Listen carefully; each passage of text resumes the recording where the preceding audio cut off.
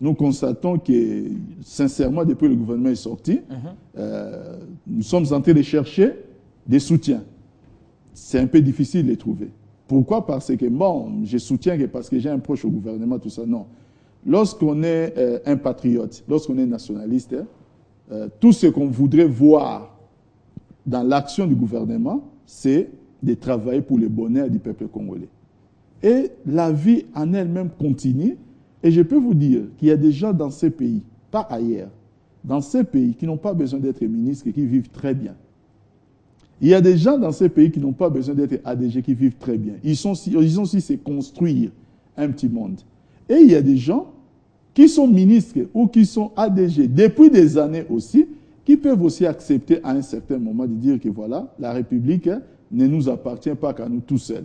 Donc c'est pourquoi j'ai dit qu'il faut savoir canaliser ces différentes frustrations parce qu'il y a celles qui sont légitimes, nous les comprenons. Mais il y a des frustrations qui sont totalement illégitimes, ça nous ne les comprenons pas. Et qu'est-ce qui explique le fait qu'une fois nommé ministre, on sent que la nuit on commence déjà à fixer rendez-vous, il y a des fêtes à gauche et à droite, et puis les gens s'adonnent pratiquement à ce qui se ferait passer comme une culture désormais. En tout cas, au monde entier, j'ai dit bien au monde entier, je n'ai jamais vu une consécration qui ne soit pas fêtée. Même si ce n'est pas une fête avec effet d'annonce, mais qui soit au moins saluée d'une certaine manière. Quand vous avez votre baccalauréat, vous avez votre diplôme d'état plutôt, comme nous appelons ça ici, on vous met les foufous. C'est une sorte de consécration. Vous avez des, comment on appelle ça, collations, presque par-ci, par-là, ici en RDC. On considère cela comme étant une consécration. Et je veux vous dire, en France, aux États-Unis et ailleurs, on est nommé ministre, on peut sabrer les champagnes. Même les reconduits. Donc, ça ne voudra pas dire... Même les reconduits ministres. Même les reconduits ministres, c'est parce que, vous savez, chaque fois qu'un gouvernement est réputé démissionnaire, tous les postes sont devenus vacants. C'est-à-dire, si vous êtes reconduit, vous êtes considéré comme étant une nouvelle nomination. Ce n'est pas une ordonnance où on a seulement placé quelques ministres. Non, c'est une ordonnance qui met en place tout un gouvernement. Ça veut dire que c'est une sorte de rénomination, si vous me permettez l'expression. Et on peut sabrer les champagnes. Mais ce n'est pas ça le plus important. Les plus importants, c'est quoi? Les plus importants, c'est le travail, c'est les soucis du bien commun et aussi les résultats que les peuples attendent de ces gouvernements. Les respects aux engagements qui seront pris face au cahier des charges qui leur sera transmis. Voilà, c'est ça le plus important. Comment pouvons-nous justifier alors le fait qu'il y ait des ministres qui, aujourd'hui, ne sont pas reconduits? Qu'est-ce qui n'a pas tenu pour qu'ils soient reconduits ou bien qu'ils soient maintenus à leur poste? Non, mais les critères, certainement, ont été fixés. Vous savez, pour évaluer l'action d'un ministre ou bien l'action exécutive, on essaie de tenir compte de plusieurs paramètres. Et l'appréciation finale, c'est toujours l'appréciation de celui qui va nommer. Donc moi, je ne peux pas entrer dans ce genre de débat pour la simple et bonne raison, c'est que je ne suis ni consultant, encore moins la personne qui pourrait donner son appréciation. Donc voilà. Aujourd'hui, je vais prendre un cas d'un ministère. Il y avait au gouvernement Matata 1, il y avait le ministère des Culture, Sport. Maintenant, c'est scindé en deux. Est-ce que c'est une bonne option?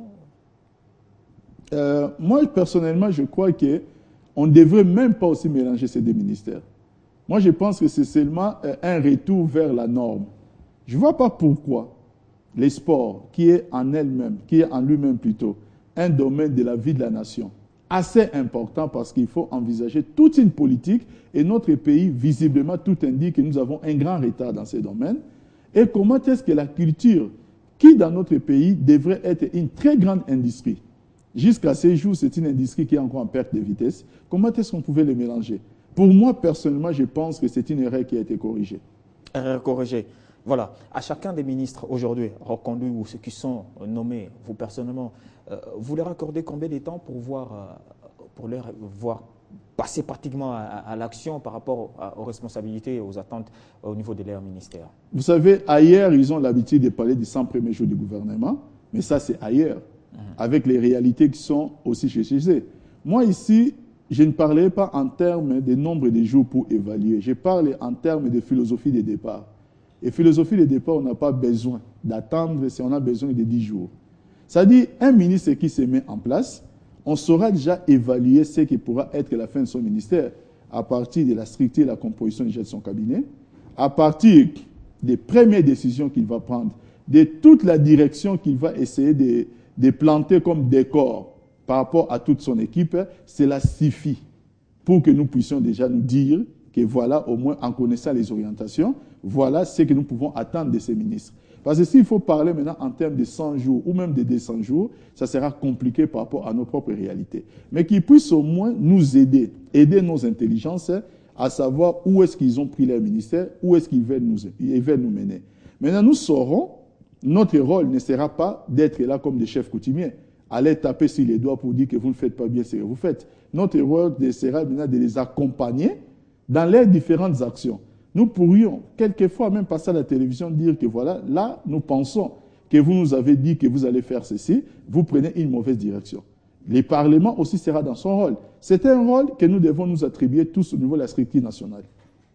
Voilà, un rôle qu'on doit tous attribuer. Hein. Franchement, il faudra bien regarder ces symboles de gouvernement de cohésion nationale. À quel pourcentage la cohésion nationale est bien représentée dans ces gouvernements? Si vous avez eu le temps, bien sûr, d'expliquer comme vous avez.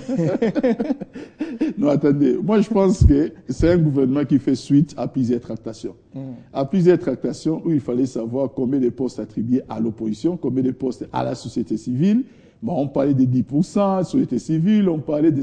Les plus importants aujourd'hui, c'est que nous avons un gouvernement qui, somme toute, met en place une ouverture et que nous avons la société civile et l'opposition qui se trouvent dedans. Parce que s'il faut réfléchir en ces termes, vous savez, même l'opposition, il y a des frisques au sein de l'opposition. Bah ouais. Il y a ceux-là qui ne comprennent pas pourquoi le MLC a 3 portefeuilles et qu'ils n'ont rien. Mais ça ne s'explique pas. Ils sont tous de l'opposition. Ils sont tous de l'opposition. Vous êtes resté avec les MLC de Sun City, les MLC ou bien des 1+4 encore? Non. Au niveau de la structure de l'opposition, républicaine, les MLC est l'entité qui, au niveau du Parlement, est le plus grand nombre de députés. Il faut aussi que les gens se rendent compte à l'évidence. La politique, ce n'est pas seulement dire que je vais essayer de faire des bruits à ma manière, mais c'est aussi avoir un poids au niveau de la représentation nationale. Et les MLC a ce poids-là. Ça, je l'ai dit en toute objectivité. Je parle au sein de l'opposition républicaine qui était constituée. Donc je pense qu'en toute honnêteté, nous devons reconnaître certaines choses. Et cela représente quoi finalement la mise en place de ces gouvernements de cohésion nationale après autant de temps? Cela représente quoi en termes de quoi? Permettez-moi cette petite tautologie. En termes de temps pris, hein, il y a eu beaucoup d'attentes. Certes, vous avez dit le président est resté dans tout son temps, mais il a bien fait les choses. Aujourd'hui, que le gouvernement est en place, où devons-nous regarder maintenant? Nous devons regarder maintenant sur comment récupérer les cartes perdues.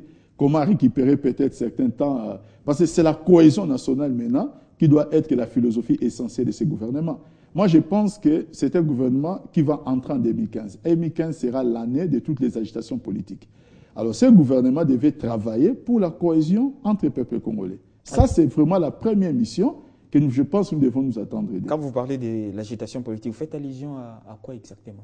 Non, mais l'année 2015, attendez, si vous n'êtes pas congolais, que vous ne suivez pas les débats, là, je ne sais pas. Maintenant, je vous dis que ce sera l'année de toutes les agitations pour la simple et bonne raison, c'est que tout le monde, maintenant, a un regard fixé sur les enjeux concernant 2016. Déjà, le Parlement et le Sénat, je pense, ne partiront pas en vacances parce qu'il y a déjà la loi électorale qu'il faut essayer d'adopter. Ça, je pense que vous le savez. Donc, ça veut seulement dire que 2015 ouvrira maintenant les débats sur ces fameux problèmes. Et moi, je pense que le gouvernement de cohésion nationale, entre autres, j'ai été aux concertations nationales. Je sais ce que nous nous sommes dit aux concertations nationales et je sais qu'est-ce que nous devons attendre du gouvernement de cohésion nationale. Ils doivent être à l'œuvre pour travailler dans le sens du vouloir vivre collectif du peuple congolais. Et là, c'est une carte à voir avec vous, la majorité à voir avec lui. Non, il ne faut pas parler en termes de cartes pour la majorité. Les MLC aujourd'hui. Non, il ne faut pas parler en termes de cartes. Il faut parler en termes de la vision exprimée par les chefs de l'État, qui est le président de tous les Congolais, et l'intérêt que les Congolais ont à se mettre ensemble. Vous savez, je vais vous dire une chose, M. Valdo. Je vais le dire de façon assez claire. Il y a une fois, j'ai échangé avec quelqu'un. C'est un Sud-Africain. La personne m'a dit une chose. Il dit, vous voulez généralement vous quereller entre Congolais, vous aimez toujours vous mettre dans des désaccords inutiles. Mais il faut savoir une chose, Dieu vous a doté de fortes richesses. Aujourd'hui, chez nous, nous avons un problème d'énergie. Tout indique que dans 15 ans, 20 ans, nous aurons un problème très sérieux. Nous avons un problème d'eau. Mais vous savez, quand nous venons chez vous aujourd'hui, quand nous venons avec les armes pour combattre à côté de vous, dans les cas de l'opération, avec la brigade d'intervention. Mais dans 15 ans, 20 ans, si vous ne faites rien, si nous revenons chez vous, ça sera maintenant pour vous combattre. Les armes qui viendront chez vous, ça sera pour combattre après de trouver l'espace. Ça s'appelle instinct de survie. Donc je pense que vous avez le temps aujourd'hui de comprendre qu'une grande civilisation est facilement détruite de l'extérieur lorsqu'elle est désignée et détruite de l'intérieur. Construisez-vous. La Chine, aujourd'hui, est proclamée comme étant la première économie du mondial. Il vient de battre les États-Unis d'Amérique. Mais la Chine a compris, la Chine a cerné la problématique de son propre pays. 1,6 milliard, 600 millions plutôt d'habitants. Et s'il fallait maintenant mettre l'organisation politique de façon disparate, qu'allait être la Chine aujourd'hui? Mais qu'est-ce que la Chine gagne?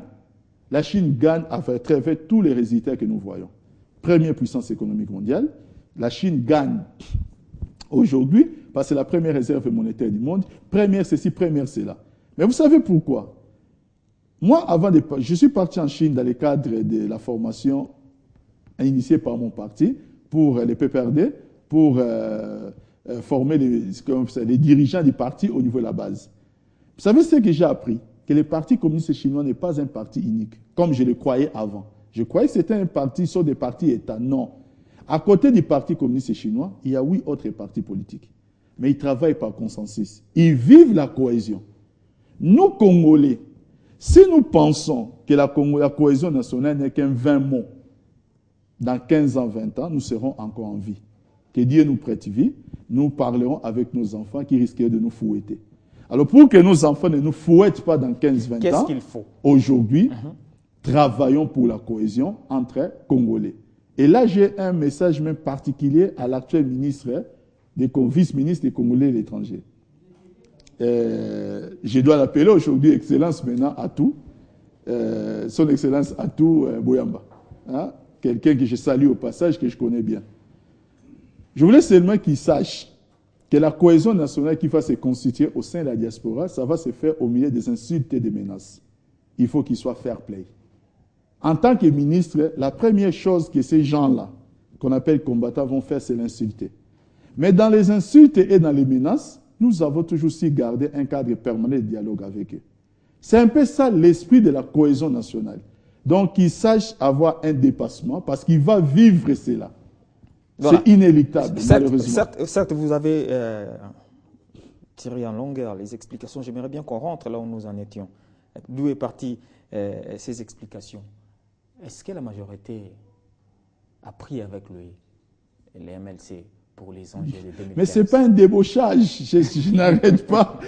Je n'arrête pas de le dire ici. Si c'est un débauchage, alors il faut maintenant dire que les MLC, parce qu'il y a 10 fondateurs, je pense, qui ont soutenu les membres des MLC qui sont entrés au gouvernement. Alors si c'est un débauchage, devons-nous dire maintenant que le MLC maintenant est entré ou bien est noyauté par la majorité? Non. Ce n'est pas un débauchage. Je suis en train de dire ceci. C'est qu'il fallait mettre en place l'architecture. On détermine le nombre de postes réservés à l'opposition. Maintenant, au sein de l'opposition républicaine, je ne parle pas de l'opposition telle que l'INC ou l'IDPS qui n'ont pas pris part aux concertations. Ce gouvernement, c'était une des résolutions des concertations nationales. Donc il fallait comprendre les choses dans cet angle-là. Donc les MLC, au sein de cette opposition républicaine, avaient les plus grands poids politiques en termes de nombre de députés. Et ne pas les dire, ce n'est pas dire la vérité. Ah, vous le dites peut-être parce que